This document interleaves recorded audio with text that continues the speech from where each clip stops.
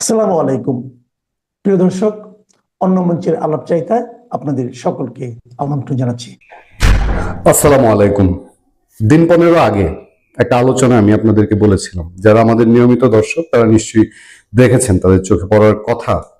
অনেকেই হয়তো দেখেছেন, অনেক আমরা ভিউ দেখে বুঝেছিলাম যে অনেক দর্শক দেখেছেন যে এখন যা দেখছেন রাজনীতিতে এই পরিস্থিতি থাকবে না এবং আওয়ামী লীগ ফিরে আসবে। এটা কিন্তু আমার কথা না, সবাই বলে যে আওয়ামী লীগ বাংলাদেশে বাস্তবতা হচ্ছে, মানে যেভাবে বিএনপি এবং জামাতে ইসলামী ফিরেছে তাদের উপর কিন্তু একরকম অঘোষিত একটা নিষেধাজ্ঞা ছিল। অঘোষিত আওয়ামী লীগের উপর ঘোষিত কার্যক্রমে নিষেধাজ্ঞা, বিএনপি এবং জামাতের উপর অঘোষিত নিষেধাজ্ঞা ছিল। তারপরে জামাত বিএনপি ফিরে এসছে না, আওয়ামী লীগও ঠিক একইভাবে একই কারণেই ফিরে আসবে এবং এটার কোনো গত্যান্ত নেই, এটার কোনো রকম দ্বিমত নাই। এবং আমি আমার সেই আলোচনায় দিন 15 আগে যে আলোচনাটি, সেই আলোচনায় আমি বলেছিলাম যে এই বছরের শেষ নাগাদ আওয়ামী লীগের কার্যক্রম শুরু হবে। এখন সেটা কিভাবে হবে আমি জানি না, কিভাবে হবে, কোন প্রক্রিয়ায় হবে, শেখ হাসিনা হঠাৎ তার ঘোষণা অনুযায়ী শেখ হাসিনা চলে আসবেন কিনা।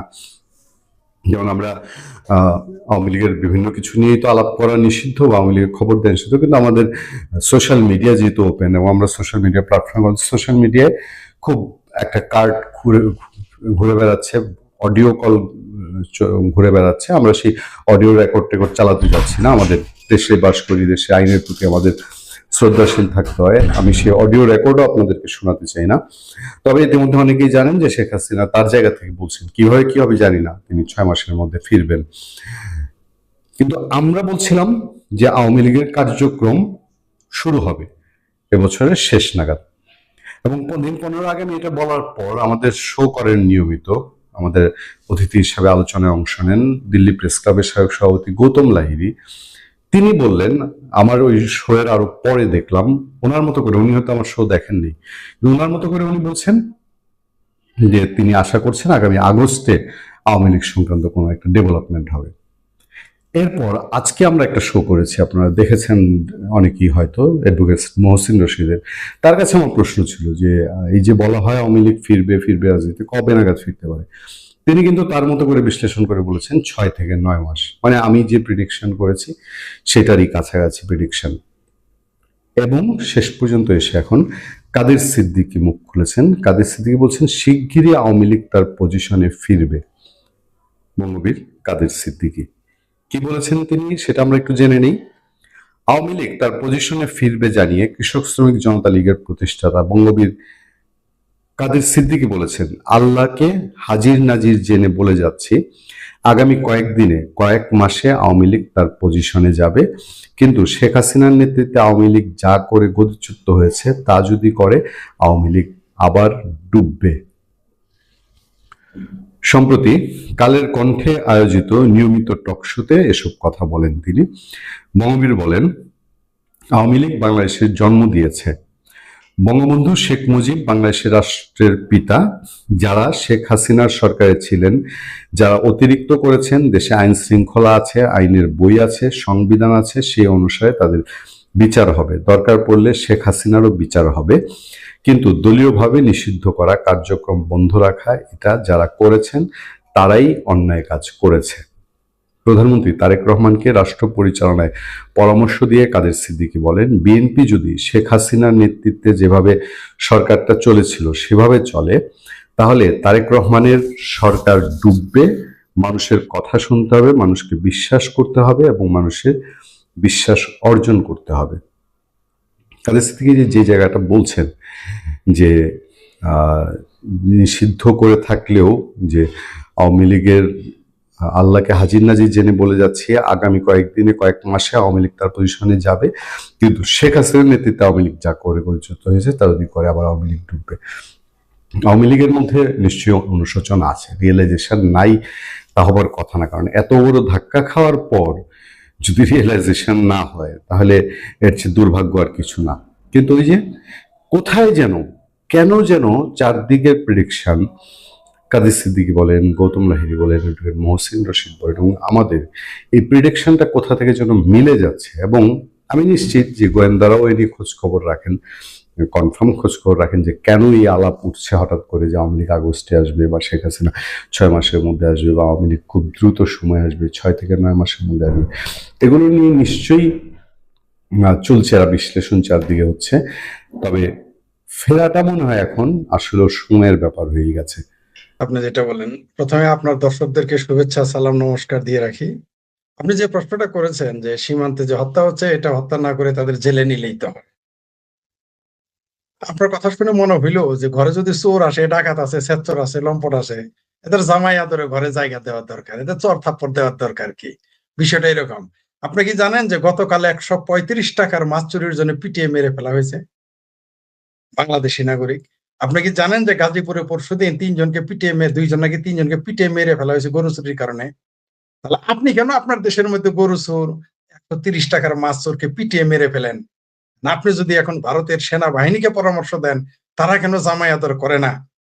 এটা বিষয়টা কেমন হয়ে গেল? এখন বলবেন আন্তর্জাতিক আইনের দোহাই দিবেন, ঠিক আছে, ভালো কথা। আন্তর্জাতিক আইনে তো আপনি গুলি করতে পারেন না। তা আন্তর্জাতিক আইন তো দূরের কথা, বাংলাদেশের আইনেই তো আপনি বর্ডার ক্রস করতেই পারেন না। বরং যারা যারা যাবে, 1 জনকে জেল দিয়েছেন আপনি।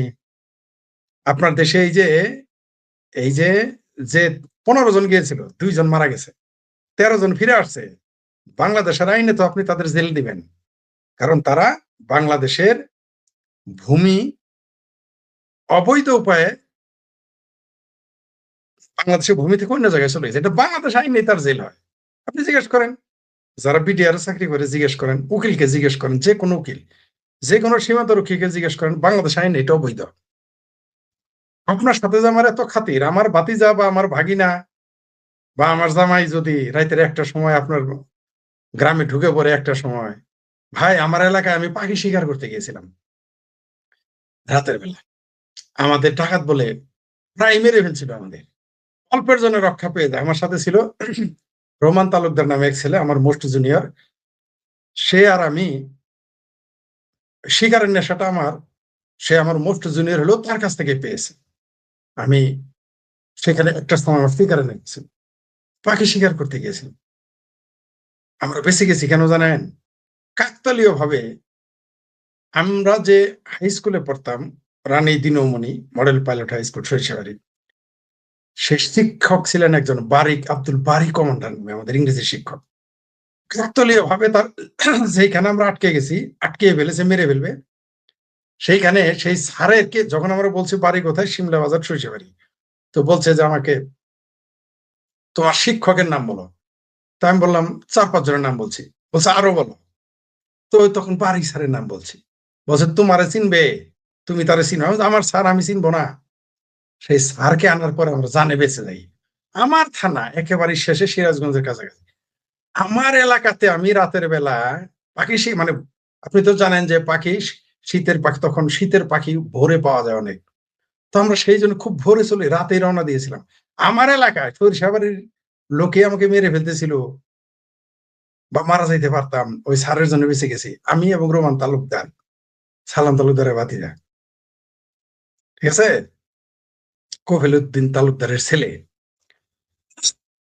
তো তাহলে আমার দেশে যদি আমাকে মেরে ফেলতে চায়, আর 2টা উদাহরণ দিলাম মেরে ফেলা, আপনি সীমান্তে কেন আশা করেন জামাই আদর করবে?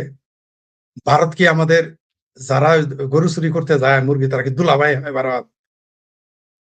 আপনি তো এই কথাটা বললেন, বাংলাদেশের কোন আইনে আছে আপনি বাংলাদেশ থেকে স্লোগান দিবেন ভারতকে দখল করবেন?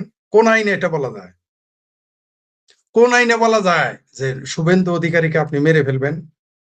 কোন আইনে বলা যায় আপনি মিছিল করতে করতে বলবেন নরেন্দ্র মোদীকে মেরে ফেলবেন? প্রকাশ্য বলতেছে বাংলাদেশের লোক। কোন আইনে আপনি বলবেন যে জেহাদ করে ভারত দখল করবেন? কোন আইনে বলেন আপনি? তো এই সমস্ত আপনার ঘরে যদি ধরা সাপ আসে, তাও না হয় দেখলেন যে ধরা সাপ মারিস না, কামড় দিলে কিছু হবে না।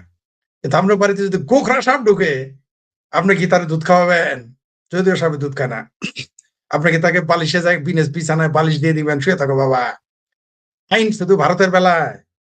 আপনি জান কেন?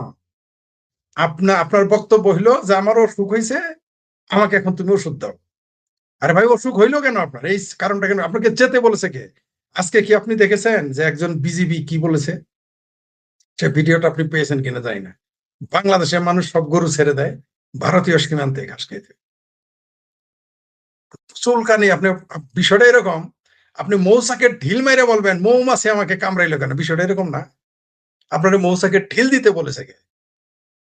আপনাদের দাবি বা আমাদের বামপন্থীদের দাবি, মানবতাবাদীদের দাবি, ভালো কথা, আপনার সাথে আমি একমত, সীমান্ত হত্যা হবে কেন। আপনি জান কেন? ভারত তো গরুর মুদ খাওয়ার দেশ, তাই না?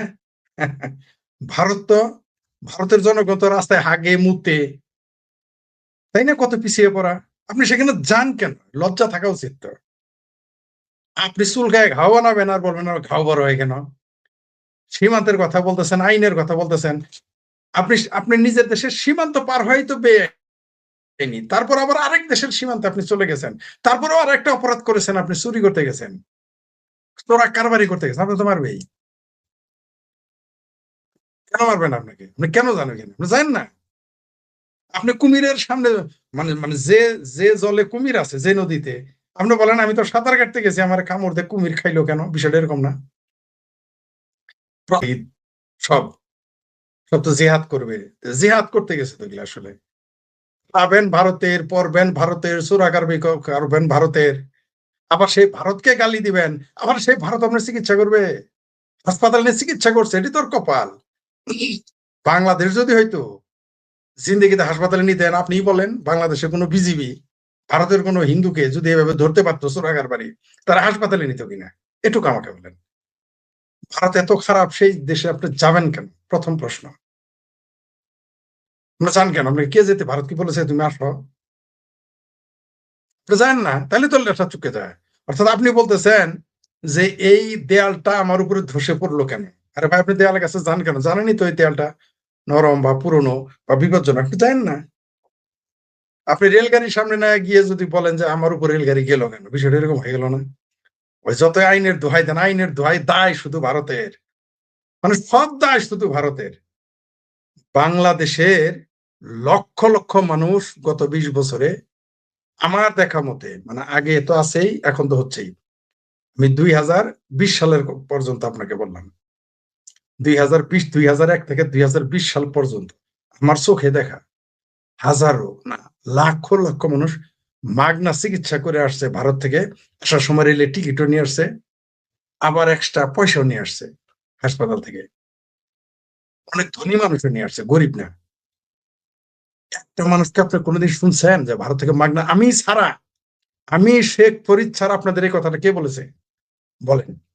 বাংলাদেশে কোনো সাংবাদিক বলেছে? বলে নাই। বাংলাদেশে কোনো বুদ্ধিজীবী বলেছে? বলে নাই। বাংলাদেশে কোনো নেতা বলেছে? বলে নাই। বাংলাদেশে কোনো রুগী বলেছে? বলে নাই। বাংলাদেশে কোনো ডাক্তার বলেছে? বলে নাই। এটা কি শুধু আমিই জানি আর কেউ? আচ্ছা, আমি জানি আর মনে করেন রুগীরা জানি। জীবনে কোনোদিন কেউ ফেসবুকে লিখছে যে হে ভারত সরকার, আমি তোমার দেশ থেকে বা তোমার হাসপাতাল থেকে বা ওই হাসপাতালের নাম নিয়ে, কারণ নরেন্দ্র মোদীর নাম নিলে তো আবার ইমান চলে যাবে, তাই না? বেশ তো বাতিল হয়ে যেতে পারে। আপনি যে হাসপাতাল থেকে চিকিৎসা করে আসছেন, সেই হাসপাতালের নাম লেখে একটা পোস্ট দিতেন, দিয়ে বলতেন এই হাসপাতাল থেকে আমি ফ্রি অফ কস্টে চিকিৎসা করে আসছি। আজ পর্যন্ত শুনেছেন কোনোদিন কোন বাংলাদেশি মুসলমান এটা বলেছে? মুসলমানের কথা কি বলবো, হিন্দুরাই তো বলে নেই, বাংলাদেশি হিন্দুরাও তো বলে নেই চিকিৎসা করে এসে মাগনা। আমি আপনাদের প্রথম জানিয়েছি, দেখে মনে করছেন বুদ্ধিজীবীরা জানে না? জানে, কিন্তু তারা বলবে না, কারণ ভাষণের এখানে কি বলবো আর, আমরা তো কৃতজ্ঞ, অকৃতজ্ঞ জাতি। আমরা উপকারের উপকার স্বীকার করি না, 71 স্বীকার করি নাই। 71 আমাদের 1 কোটি মানুষকে খাইয়েছে পড়িয়েছে, ওটা নয় তোমার, তারা বলে যে এটা তার লাভে করছে। তো ভারতে যায় যে মাগনা চিকিৎসা করে আসলা, ভারতে 3 বেলা খাইলা, আসার সময় রেলের টিকিট, বিমানের টিকিট, বাসের টিকিট, না সরি বিমানের টিকিট দেয় কিনা যায়নি, কিন্তু রেলের টিকিট দেয় এটা আমি জানি। তুমি বাসের টিকিট নিয়ে আসলা, রেলের টিকিট নিয়ে আসলা, নিয়ে বাংলাদেশে আসলা, এটাও কি ভারতের লাভ? 71-এর কথা নয়, ভারতের লাভ। মুক্তিযুদ্ধে ভারত সব নিয়ে গেছে, ওই টাকাটা নিয়ে গেছে। আমি ভারতের, এই যে ভারতের নিয়ে যত কথা বলে, একটা বার মানে বিষয়টা এরকম, আপনার ছেলে গাঁজা খায়, আমি বিচার দিলাম, আপনার সাথে গাঁজা খায়, মদ খায়, ইয়াবা খায়, আপনি বলেন যে মানে ওইটার কোনো আলাপই নাই, আমি বলছি তার দোষ হয়ে গেছে। সীমান্তে আপনি যায়েন না, আপনি আগুনে হাত দেন কেন? আপনি আগুনে হাত দিয়ে বলবেন আমার হাত পুড়তেছে, আপনাকে চুলার ওখানে যাইতে বলছে কে? যান না আপনি, দেখি তারপরে আপনাকে কে মারে, আমরা পক্ষে থাকবো। এখন আন্তর্জাতিক আইনের দোহাই দিবেন? আন্তর্জাতিক আইনে ইউনূস কিভাবে বলতে পারে সেভেন সিস্টার ভেঙে ফেলবে? আন্তর্জাতিক আইনে মৌলবীরা কিভাবে বলে ভারত দখল করবে? ওই যে রিটায়ার্ড মেজরেরা যারা উষ্টা খায় পইরা যায় হেঁটে যাইতে, তারা 4 দিনে কলকাতা দখল করবে, এটা আন্তর্জাতিক আইনে বলা যায়? আপনি বলতে পারেন? আপনি ভারতের বেলায় শুধু ভারতের দায় পড়ছে শুধু না বন্ধুত্ব করার জন্য। প্রত্যেকটা মানুষ বাংলাদেশের 99% মুসলমান, এমনকি নাস্তিকেরাও বামপন্থীরাও দিল মে স্বপ্ন মুসলমানদের ভারত দখল করবে, ভারতকে মুসলমান রাষ্ট্র বানাবে, সারাদিন গজওয়াতুলের হিন্দের স্বপ্ন দেখে। সেই লোকদের আপনি মুরগি চুরি, গরু চুরি, এই চুরি সেই চুরি, চিনি চুরি, কাপড় চুরি, এই চুরি সেই চুরি করতে যাবেন, আপনাকে জামায়াতর করতে হবে। এতই ঠেকা পড়ে গেছে ভারতের। আপনি ভারতের জন্য কি করেছেন? আপনার জন্য 19,000 সৈন্য বলিদান দিয়েছে 71-এ। 1 কোটি মানুষ বলিদান দিয়েছে, 1 কোটি মানুষকে বসায় খাওয়াইছে। আপনি ভারতের কয়জনকে খাওয়াইছেন বলেন? কেন আপনি শুধু ভারতের আপনার দিকে তাকান? ভাই, অন্যের দিকে আঙ্গুল তুললে তো নিজের দিকে 3-4টা থাকে। আপনি সীমান্তে কেন যান? আপনি বর্ডারে কতবার গেছেন আমি জানি না। আমি অনেকবার বর্ডারে গিয়েছি, চোরাচালান দেখতে গিয়েছি, কিভাবে করে ওগুলো। বললাম না যে আমি গরু চুরের সাথে যাইতাম, যে গরু চুরি কেমনে করে একটু দেখি। ওগুলো তো দেখতে গেছি, চোরা কারবারি কিভাবে করে। আপনি কি জানেন বর্ডারে কিভাবে চোরা কারবারি হয়? আচ্ছা, একজনও কেন ভারতীয় মরে না? একজন কেন ভারতীয় মরে না? খালি শুধু এরাই মরে কেন? কেন বলেন? বলেন, আমি প্রশ্নটা তো আপনাকেই করতে চাই। কেন তারা মরে না? কারণ দুই পক্ষই তো চোরা কারবারি।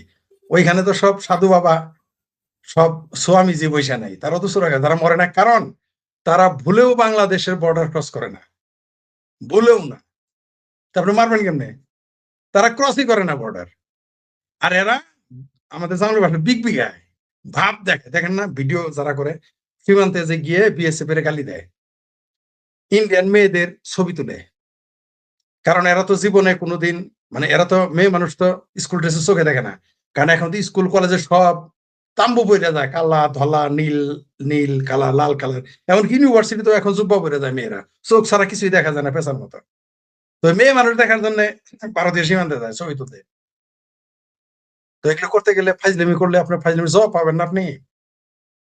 ওটা তো নো ম্যানস ল্যান্ড। ওইখানে আপনি আপনি যেটা বললেন যে গুলি করবে না, এটা তো বললেন, আচ্ছা ঠিক আছে, গুলি করার আইন নেই, ওটা তো নো ম্যানস। ওইখানে তো আপনি যেতেই পারবেন না, আইনই নেই। আমি জীবনে 2বার নো ম্যানস ল্যান্ড ইচ্ছা করে গেছি, ঝুঁকিপূর্ণ ছিল, তখন তরুণ ছিলাম। যারা শুনেছে, যারা আমার মেন্টর, তারা বলছে এগুলো নিয়ে জীবন নিয়ে ফাজলামি চলে না, এগুলো করতে পারে না। আমাদের তো গুলি করে নাই, কারণ কি? আপনার অ্যাটিটিউডটা কি? ওরা দেখেই তো আপনাকে সন্দেহ করবে। আপনি দেখবেন যারা চোরা কারবারি, তাদের প্রথমত ভারতীয়রা ভয় পায় তাদের দেশের নিরাপত্তার জন্য। চোরা কারবারিতে কোনোদিন দেশের নিরাপত্তার ভাবনা হয় না, সেখানে ট্যাক্স কম বেশি হয়। যদি আপনি ড্রাগ চোরা কারবারি না করেন, অস্ত্র চোরা কারবারি না করেন, তাহলে ওই দেশের জন্য ট্যাক্স ফাঁকি দেওয়া। কিন্তু তারা তো নিরাপত্তার জন্য তারা উদ্বিগ্ন থাকে ভারত, কারণ জানে বাংলাদেশের সব জেহাদি, সব জঙ্গি। এই ভয়ে ভারত তটস্থ থাকে। সেই জন্য তারা কখনো ভুল করে করে, কখনো ইচ্ছে করে করে করবেই তো। আপনি চান না, আপনি চান না, আপনি সীমান্তে যান না, যেভাবে ভারতের একজনও মরেন, আপনিও মরবেন না। কিন্তু আপনি যাবেন চুল গায়ে ঘাও বানাইতে, আপনি তো মারা যাবেন, আপনাকে তো মারবেই। আপনি আপনার ভাইকে জায়গা দেন না বাসায়, বোনকে জায়গা দেন না, দিনের বেলায় ঢুকতে দেন না, গেট তালা দিয়ে রাখেন। আর রাতের বেলায় আপনি যাবেন, আপনাকে জামাই আদর করবে ভারত। এই আশা কেন করেন? আমার তো মাথায় এটা ঢুকে না। যে সমস্ত সিংহবামেরা বলে, যে সমস্ত মৌলবীরা বলে, আইন বিশারদরা বলে, কেন তারা একবারও বলে না যে সীমান্তে যাওয়া বেআইনি, তুমি যেও না? একবারও কেন এই কথাটা আজ পর্যন্ত বলে নাই?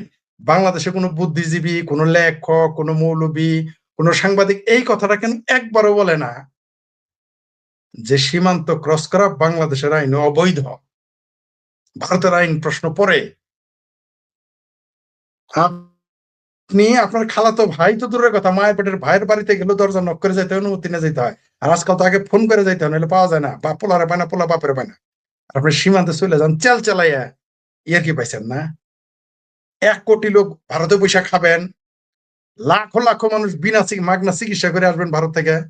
আবার 1 কোটি লোক সীমান্তে চোরাকার বাড়ি করে খাবেন, আর সারাদিন কোরাস গাইবেন ভারতের বিরুদ্ধে, নরেন্দ্র মোদীর বিরুদ্ধে, শুভেন্দুর বিরুদ্ধে। সেই ভারত যে আপনার এখনো কিছু বলে নাই, এর জন্য আলহামদুলিল্লাহ বলেন। যে তারা সীমান্ত ক্রস করে আমাদের হেডকোয়ার্টার আর্মি উড়াই দেয় নাই, তারা আমাদের পিডিআর হেডকোয়ার্টার উড়াই দেয় নাই, এর জন্য আলহামদুলিল্লাহ বলেন। আপনি বাংলাদেশের জায়গায় হইলে, ধরে নেন ভারতটা হচ্ছে বাংলাদেশ আর বাংলাদেশটা ভারত, আপনি কি করতেন? এখনই যারা লিল্লা খান, হাঁটতে পারে না রিটায়ার্ড অফিসার, লিল্লাঘর, যারা এতিম, মাদ্রাসায় থাকে এতিম, ভাত পায় না, মানুষের টাকা না পেলে, তারা বলে যে আমরা 1 কোটি যায় ভারত দখল করে নেব বলে ফেলে। তাহলে ভারতের মতো যদি শক্তিশালী বাংলাদেশ থাকতো, আর ভারতটা বাংলাদেশের সমান থাকতো, এই বাংলাদেশের পৃথিবীর মানচিত্রে পাওয়া যাইতো 24 ঘন্টার মধ্যে। এই জন্য বারবার বলি যে আমাদের কপাল ভালো, আমাদের বাপ দাদা 14 গোষ্ঠীর কপাল ভালো যে ভারতের মতো একটা শক্তিশালী নিরীহ রাষ্ট্র আমরা পাইছি, নইলে আমাদের অস্তিত্ব থাকতো না। আর তবে সম্ভাবনা আছে এখন। আগের ঘোষণা অনুযায়ী ভারতের পশ্চিমবঙ্গ আর বাংলাদেশ সীমান্তের যে অঞ্চলে কাঁটাতারের বেড়া নেই, সেখানে বেড়া দেওয়ার সিদ্ধান্ত নিয়েছে পশ্চিমবঙ্গে বিজয়ী বিজেপি সরকার। পশ্চিমবঙ্গের নতুন মুখ্যমন্ত্রী শুভেন্দু অধিকারী তার মন্ত্রিসভার প্রথম বৈঠকেই সিদ্ধান্ত নিয়েছেন সীমান্তে বেড়া দিতে ভারতীয় সীমান্তরক্ষী বাহিনী বিএসএফ কে ৪৫ দিনের মধ্যে জমি হস্তান্তর করবে রাজ্যটি। আবার এরই মধ্যে অবৈধ অনুপ্রবেশকারী বাংলাদেশিদের সম্পর্কে তথ্য চেয়ে রিমাইন্ডারও পাঠিয়েছে ভারত সরকার। ভারতের দাবি এ নিয়ে হাজারেরও বেশি বার বাংলাদেশের কাছে তথ্য চেয়ে কোনো তথ্য পায়নি দেশটি। বিজেপি পশ্চিমবঙ্গে জেতার পর পুশিং করলে এরই মধ্যে পাল্টা জবাব দেওয়ার বার্তা দিয়ে ফেলেছেন বাংলাদেশের পররাষ্ট্রমন্ত্রী। 11 মে পশ্চিমবঙ্গের ক্যাবিনেটের সিদ্ধান্ত জানার পর ঢাকা যে প্রতিক্রিয়া দেখিয়েছে, সেটাতেও দেখা যাচ্ছে দুই দেশের সম্পর্কের মধ্যে অস্থিরতা তৈরি হয়েছে। প্রশ্ন হলো, সীমান্তে বেড়া দেয়া নিয়ে অতীতে সব সরকার আমলই কম বেশি সীমান্তে দুই দেশের মধ্যে ব্যাপক উত্তেজনা দেখা দিয়েছিল। এমনকি দেশ দুটির সীমান্তরক্ষী বাহিনীর মধ্যে রক্তক্ষয়ী সংঘর্ষ হয়েছিল। বিশ্লেষকদের আশঙ্কা, ভারত যদি সিঙ্গেল